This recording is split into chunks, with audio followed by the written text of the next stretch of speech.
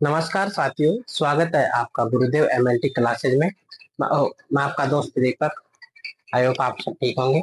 हम अब आपको प्रैक्टिकल करना सिखाएंगे कि हम प्रैक्टिकल किस प्रकार से करते हैं। ठीक है, तो हमारे पास सबसे पहले एक बायोकेमिस्ट्री एनालाइजर होना चाहिए, जो कि आप देख रहे हैं। इस प्रकार का एक बायोकेमिस्ट्री एनालाइजर हो सकता है। हाँ, ये एनालाइजर विभिन्न कंपनियों के हो सकते हैं, उसका कोई इश्यू नहीं होता है। प्रोग्राम को आपको अच्छे से इसमें सेट कर लेना होता है। तो हम सबसे पहले हमारी जो एनालाइजर है उसको ऑन कर लेंगे। उसके बाद हम जो हमारे एसजीपीटी और जो एसजीओटी होता है उसके रिजल्ट्स निकाल लेंगे।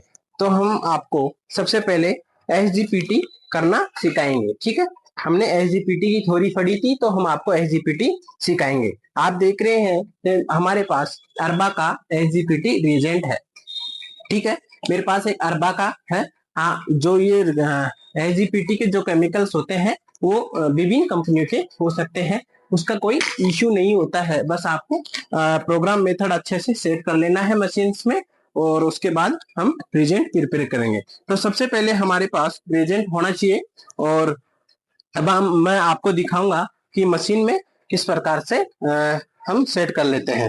तो हम मशीन को सबसे पहले ऑन कर लेंगे। ऑन करने के बाद हम यहाँ देखेंगे कि मशीन में टेस्ट, एडिट, रिजल्ट, वॉश और फीड ऐसे करके कई पैराग्राफ दे रखे हैं, प्रोग्राम है। तो हम सबसे पहले टेस्ट पे क्लिक करेंगे, और टेस्ट पे क्लिक करने के बाद हम एसजीपीटी पे क्लिक करेंगे। ठीक है, एसजीपीटी पे क्लिक करने के बाद हमें मशीन ये दिखाएगी डू यू प्रिपेयर वाटर, यानी कि जो हमारा डिस्टिल वाटर होता है वो हम उसके लिए तैयार कर लेंगे। ठीक है, तो डिस्टिल वाटर को हम सबसे पहले यहाँ पिला देंगे, और पिला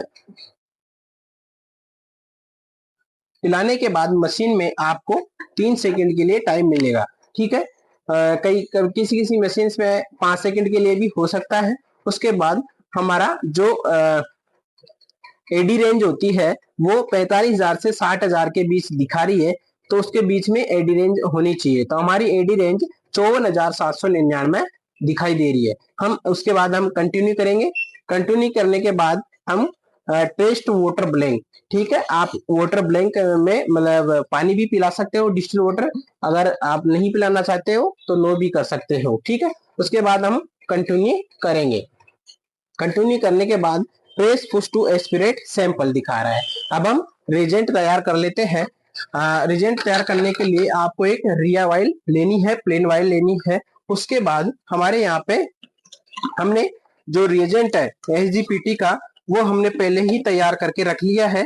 इसमें ऐसी वाइल्स आती है, पेक वाइल, जो मैं आपको अगले वीडियो में सिखाऊंगा कि जो एसजीपीटी का पाउडर फॉर्म में होता है उसको हम किस प्रकार से तैयार करते हैं। उसके लिए हमारे पास एक ऐसी वाइल होती है, और दूसरी हमारा एक ऐसा बॉक्स होता है जिसमें केमिकल भरा होता है, इसको मिक्स करना होता है। वो मैं आपको अगले टॉपिक में सिखाऊंगा।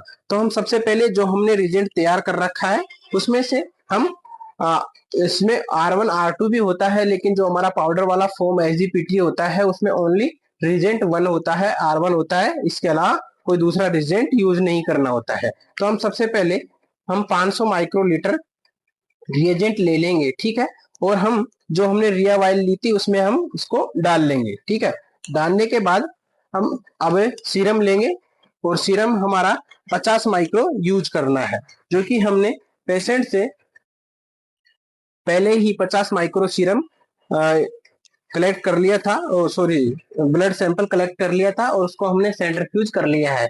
सीरम को सैंपल को आपको सेंट्रीफ्यूज कर लेना है। उसके बाद मैं आपको सैंपल लेना बताऊंगा। जो हमारा ये ऊपर वाला होता है ये सीरम प्लाज्मा होता है, और जो नीचे है वो आरबीसी है। तो हम इसमें से 50 माइक्रो